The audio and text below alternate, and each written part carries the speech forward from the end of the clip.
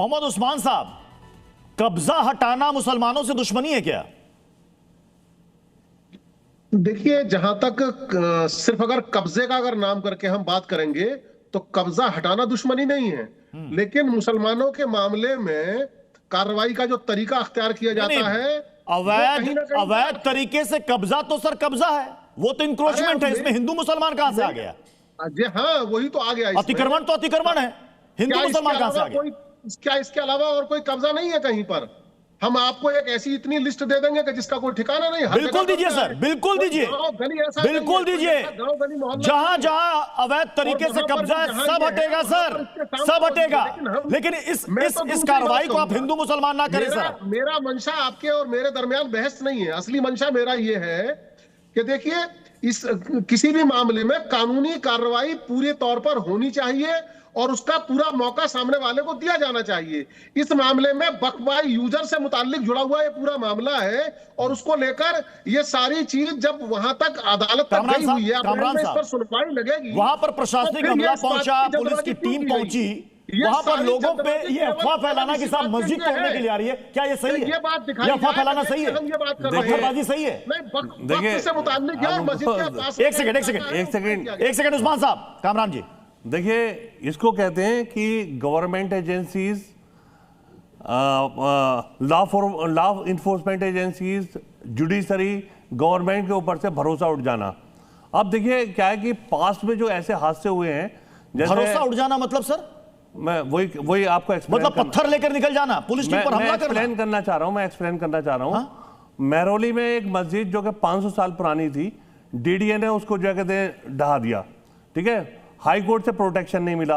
और बहुत सारे ऐसे हादसे हुए हैं जिससे मुसलमानों का भरोसा जुडिशरी पर तो क्या और बहुत बड़ा एजेंसीज पर से बहुत बड़ा स्टेटमेंट दे रहे हैं आप कामरान साहब। आप कह रहे हैं कि मुसलमानों का जुडिशरी पर से भरोसा उठ गया। जी हाँ, जी, मतलब क्या चाहते हैं आप? कि मुसलमान सड़कों पर उतर आए, पत्थरबाजी करे, हथियार उठा ले? नहीं, क्या कहना चाह रहे हैं? मैं ये जो बात है सर, ऐसे अराजकता हो जाएगी सर। नहीं, मैं पूरी बात तो कहने दीजिए। अराजकता तो तब हो जाएगी जब मैं पूरी बात नहीं कह पाऊंगा।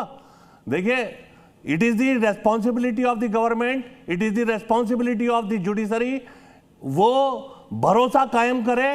मुसलमानों का भरोसा उठ रहा है जुडिशरी पर से। अमितोष पारिक ये बार बार दोहरा रहे हैं, मुसलमानों का जुडिशरी पर से भरोसा उठ रहा है, तभी ये मुसलमान ये कर रहा है।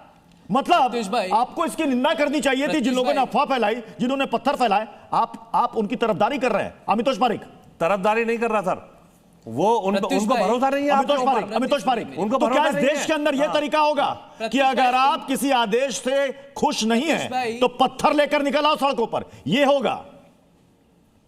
प्रत्युष भाई, इनको यूनिवर्सिटी दी पढ़ाई करने के लिए, वहां ये आतंकवादी बन गए। जगह दी रहने के लिए, वहां अतिक्रमण करने लग गए। पत्थर दिए मकान बनाने के लिए तो प्रशासन पे डालने लग गए। और संविधान दिया देश को चलाने के लिए तो संविधान के विरुद्ध खड़े होकर जिहाद की मांग करने लग गए। तो ये है कौन? ये पहली बार हुआ है क्या? अभी कुछ दिनों पहले चोमू में पथराव कर दिया था, राजस्थान में। मेरठ में, यूपी में पुलिस आती है, उनपे प्रशासन पथराव कर देता है। जोगेश्वर मुंबई में जाती है, पथराव कर देता है। अरे क्यों कर देते हैं? उसकी वजह भी तो है ना, पथराव कर देता है। उसकी वजह भी तो है ना। में जाती है, गुजरात में सोमनाथ में जाती है, वहां पथराव कर देता है। क्यों देते हो आप? में जामा मस्जिद पे पथराव कर देता है, हल्द्वानी में पथराव कर देता है। अरे ये it is the failure of the government, it is the failure of the government. Government का तो फेलियर है ना। और पथराव करो, ये कौन से लोग हैं? दिल्ली के कोने कोने पर अतिक्रमण है, दिल्ली के कॉर्नर पर अतिक्रमण है। सारे अतिक्रमण हटाओ, सारे अतिक्रमण हटाओ। आप यहाँ पर खड़े पिक चूज की पॉलिसी अपनाते हो, उनको सपोर्ट कर रहे हैं, लेकिन प्रशासन को गलत बता रहे हैं। शर्म नहीं आती? पिकिंग चूज की पॉलिसी अपनाते हो, एक अकीदमा हटाओ। आप लोग की आदत हो गई पत्थरबाजियों को सपोर्ट करना, प्रशासन पर पथराव करना, जिहाद की मांग करना, उमर खालिद शर्जील इबान के लिए ढपली बजाना, ये आप लोग की आदत हो गई है। गली देश में लोग का चेहरा देखा जाए, मोहल्ले में अतिक्रमण है, सारे अतिक्रमण हटाओ। रात काली किसकी हो रही है? दम गवर्नमेंट के पास है, एकदम गवर्नमेंट के पास सारे अतिक्रमण हटाएगी। कौन सी बात कर रहे हैं आप? अरे कौन से कोने में अतिक्रमण नहीं है दिल्ली के? हिंदू पथराव नहीं करता कामरान मलिक, हिंदू पथराव नहीं करता। हर गली चौराहे पर जो मंदिर है, हर गली चौराहे पर हनुमान का मंदिर है, हर पीपल के पेड़ के नीचे मंदिर है, वो अतिक्रमण नहीं है, वो अतिक्रमण नहीं है। अरे प्रत्युष जी, मैं हर बार कहता हूँ ये हाँ, तो वो सारे आचार्य विक्रमादित्य, कामरान जी ने दूसरा स्टेटमेंट ये दिया, पिक एंड चूज की पॉलिसी है, सिर्फ मुसलमानों के इलाके इनको दिखते हैं। प्रत्युष जी सबसे पहले पढ़े लिखे वकील साहब हैं, कामरान मलिक साहब, मोहम्मद साहब भी यहाँ बैठे हुए, मौलाना साहब, इनको पता होना चाहिए वो जगह कौन सी है। वो जगह जो है वो रामलीला मैदान है, रामलीला मैदान।